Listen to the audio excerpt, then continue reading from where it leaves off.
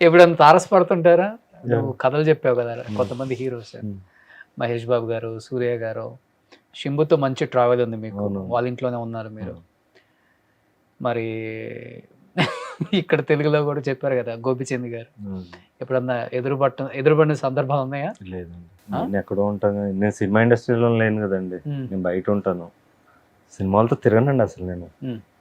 నాకు నాకు వీళ్ళు కాల్స్ చేయడం తప్ప నేను ఎవరిని అప్రోచ్ అయ్యి తిరగడాలు ఇయన్నీ ఉండవు. ఈ ఓకే. సోషల్‌గా మీట్ అవ్వడాలు హ్మ్. ఇయన్నీ ఉండవండి. అసలుకి ఎవరిని చూడలేదు ఇంతవరకు. ఇప్పుడు అప్పుడు చూడటమే. అంతే. ఆ? కానీ ఎవరికి చెప్పినప్పుడు, కథ చెప్పినప్పుడు చాలా అది ఉంటది కదా! అన్నం పూర్తిగా తింటే కడుపు నిండిన ఫీలింగ్ ఉంటది కదా! అవునండి. ఒక యాక్టర్‌కి మనం చెప్పినప్పుడు నిజంగా ఆ ఫీలింగ్ ఏ డైరెక్టర్‌కైనా ఉంటుంది. అవును. అలా 'శింబు' గారికి కానీ, 'సూర్య' గారికి కానీ, 'మహేష్ బాబు' గారికి కానీ, 'గోపీచంద్' గారికి మెయిన్ హీరోస్‌కి మీరు అవును. చెప్పిన వాళ్ళు. అవును. ఎవరికి చెప్పినప్పుడు ఆ సంతృప్తినిచ్చింది? విశాల్‌కి గూడా చెప్పా. ఆ! అది విశాల్ విశాల్, గారికి. ధనుష్‌కి గూడా చెప్పా అది. ఆ! సింబు అండి. 'శింబువా'? సింబుతో ర్యాపో వేరు. నాకు చాలా ఇష్టం. మనిషిగా గూడా చాలా ఇష్టం. హ్మ్. అంటే ఇంక చాలా డీప్‌గా వెళ్ళిపోయాం మేము. ఓకే. ఇది చేసేయాలి మనం ఇంక నెక్స్ట్ లెవెల్ ఆ టైంలో ఏంటంటే ఇక్కడ తెలుగు ప్రొడ్యూసర్ బుజ్జి గారు అనుకున్నా ఫస్ట్. నల్లమల 'నల్లమల బుజ్జి బుజ్జి' గారు. గారా? తీసుకెళ్ళా చెన్నైకి. సింబుని కల్పించా. చేద్దాం అదే అని అనుకున్నా. బుజ్జి గారికి ఏంటంటే అప్పుడు సింబు గురించి ఏదో బ్యాడ్ ఇది ఇట్లా ఉందనమాట. టైంకి రాడు, ఇది చేయడు, అది చేయడు. యంగ్ కదా! ఇద్దరం సేమ్ ఏజ్. నేను సింబు 20స్‌లో ఉన్నాం. ఆడు ఇట్లా ఇట్లా డేంజర్ ప్రాబ్లమ్ అయిపోద్ది అంటే బుజ్జి గారు ఏమో సెకండ్ థాట్‌లో పడిపోయారు. ఆ! సింబు ఇట్లా అంటున్నారు. మన విషయాలతోనే చేద్దాం సరోజ్ అన్నారనమాట. ఆ! లేదు సార్ నేను సింబుతో చేయాలని. ఇక అది క్యాన్సిల్ అయిపోయింది ఇట్లా. అప్పుడు సింబు నా కోసం అప్పుడు సింబుకున్న బ్యాడ్ నేమ్ ఎట్లా అంటే అక్కడ తమిళ్ ప్రొడ్యూసర్స్ కూడా భయపడేవాళ్ళు చేయడానికి. అవును. తను నా కోసం ప్రొడ్యూసర్‌ని ఎతికి, ప్రొడ్యూసర్‌ని పట్టుకొని వాళ్ళని కన్విన్స్ చేసి అప్పుడు నాకు సెట్ చేసి నాకు అడ్వాన్స్ కూడా ఇప్పియాలని చెప్పి కూర్చున్నాడనమాట. హ్మ్. హ్మ్. వాళ్ళు అడ్వాన్స్ రెడీ చేసుకున్నా కానీ నేను అడ్వాన్స్ తీసుకోనండి. నాకు భయమేసింది. హ్మ్. మళ్ళీ కమిట్ అయిపోయి ఏదైనా అయితే ఇప్పుడు అందరూ సింబు గురించి నాకు కూడా భయపెడుతున్నారు. ఆ! సరే ఎందుకని మీరు అడ్వాన్స్ తీసుకోనండి చూద్దాం. ఇది ఎక్కడి వరకు వెళ్తదో ఆ! అని నేనే కొంచెం ఆలోచించా. ఒక స్టెప్ వెనక్కేసా. ఓకే. సో అంత జర్నీ నాకంత ఇష్టం సింబు అంటే పర్సనల్లీ. అంటే నన్ను నమ్మి అక్కడి దాకా తీసుకెళ్ళాడు. అదే ఫ్రెండ్‌షిప్. ఫ్రెండ్‌షిప్ కన్నా కూడా లైక్ టాలెంట్ నమ్మి. ఫ్రెండ్‌షిప్ అంటే తను కూడా రోజు కలిసేవాడిని కాదు. ఎప్పుడో ఒకసారి కలిసేవాడిని. తక్కువ మాట్లాడేవాడిని. హ్మ్. అంటే మనకు సిగ్గు కదా! అవును. మీ జీవితంలో అవతలోడు ఒక 10 మాటలు మాట్లాడితే మీరు ఒక మాట మాట్లాడతారు. మాట్లాడతాను నేను కూడా. అంటే నా టాపిక్ ఇంట్రెస్టింగ్ ఉంటే మాట్లాడతాను. ఓకే. మెయిన్ మూడ్ ఇష్టండి నేను. హ్మ్. నా మూడ్ బాగుంటే పిచ్చి పిచ్చిగా మాట్లాడేస్తా. ఓకే. మూడ్ బాగోకపోతే ఒక రకంగా ఉంటా. అట్లా నాకే తెలీదు నేను ఇప్పుడు ఎలా ఉంటానో. ఓకే. అపరిచితుడిలాగా మారిపోతారు. అదే అండి. హ్మ్. నాకు ఇష్టమైన సినిమా అండి అది. అది చూసినప్పుడు ఈ అమ్మాయి మీకు సెట్ అవుతుంది కూడా. నాకు నా one of my favourite films అండి. ఓకే. అది చూస్తే నాకు దగ్గరే అనిపిస్తది. అంటే లైక్ ఆ మూడ్ స్వింగ్స్ ఉన్నాయి నాలో. అయ్య బాబో! ఒక సినిమాని మెచ్చుకున్నారు ఇప్పుడు మన ఇంటర్వ్యూలో. అయ్యో! నాకు చాలా సినిమాలు ఇష్టం అండి. ఆ! నాకు బాలా గారి సినిమాలన్నీ ఇష్టం నాకు. ఆ!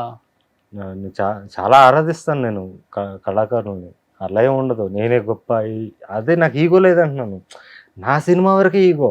నేను సినిమా తీసినప్పుడు నేను అనుకున్నట్టే చెక్కాలి. హ్మ్. మధ్యలో ఎవరో వేలు పెట్టకూడదు. ఎవరు ఇచ్చేయకూడదు. అక్కడ తప్ప బయట లేదు. వేరే చోట లేదు. తెలుగు సినిమా ఇండస్ట్రీలో మీకు నచ్చిన వ్యక్తి అంటే లైక్ హీరో ఎనీవన్ హీరో? నాకు చాలా మంది ఇష్టం అండి. నాకు అందరూ ఇష్టం. హ్మ్. నాకు ఆఫ్‌కోర్స్ 'చిరంజీవిని' చూసాకే సినిమా చూసాను. హ్మ్. ఆయన ఆయన ఎప్పుడు ఫస్ట్ ఉంటాడు. ఆయన చూసాక నేను వరల్డ్ సినిమా చూసాను అనిపిస్తది.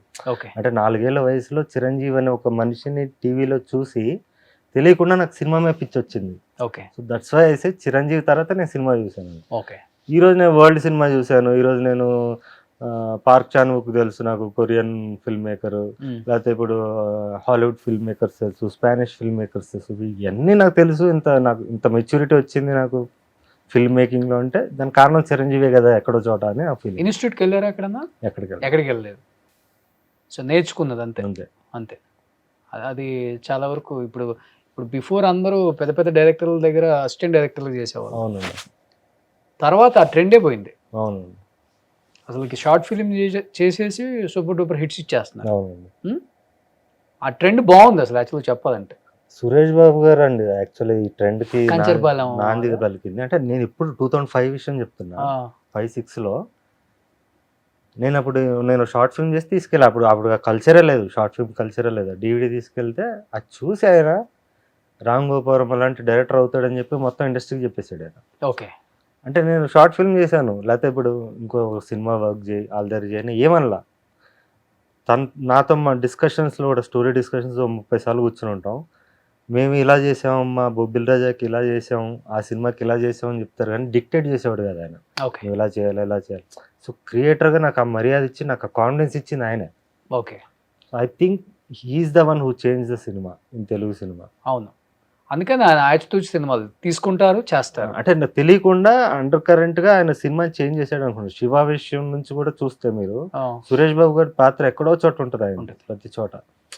ఆయన కొంచెం అహెడ్ ఆఫ్ టైమ్స్ ఆలోచిస్తారు. అవును, అంటే సినిమాలో పుట్టి సినిమాని చూసి వాళ్ళు ఇంక అదే కదా. నేను ఎవరన్నా బాగా అభిమానిస్తానంటే ఆయనండి, ఆయన గురువు. అంతే అంతే, ఒకే ఒక గురువు సురేష్ బాబు గారు. సూపర్.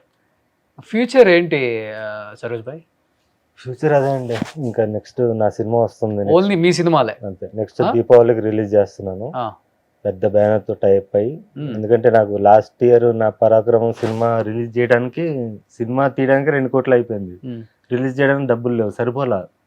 సో సినిమా వచ్చిందే చాలా మంది తెలియదు, నా అమ్మాయిలకి తెలియదు, ఇప్పుడే వస్తున్నాను అనుకుంటున్నాను. అరే ఆల్రెడీ నేను వచ్చాను రా బాబు, నేను Ariel Exaలో సాలార్ తీసిన కెమెరాలో తీసాను, యానమోర్ఫిక్ లెన్సెస్ వాడాను, భారీగా తీసాను, ఆ సినిమా ఒకటి తీసాను, తెలియదు వాళ్ళకి.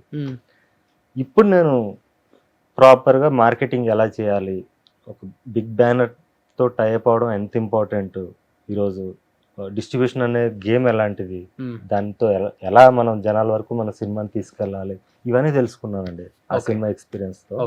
సో ఇక్కడి నుంచి తప్పు జరగదు. సో ఇప్పటి నుంచి ఏదన్నా కానీ థియేటర్ రిలీజ్ రిలీజ్. సో యూట్యూబ్లో కూడా ఉండదు ఇంకా? యూట్యూబ్తో అయిపోయింది ఆ రోజుల్లో, ఆ మూడు సినిమాలతో అయిపోయింది, మళ్ళీ తీను. సో లాస్ట్ ఆ మాంగళ్యం మంచి రెస్పాన్స్ వచ్చింది కదా, దాంతో రాగానే నేను బయటకు వచ్చేసా.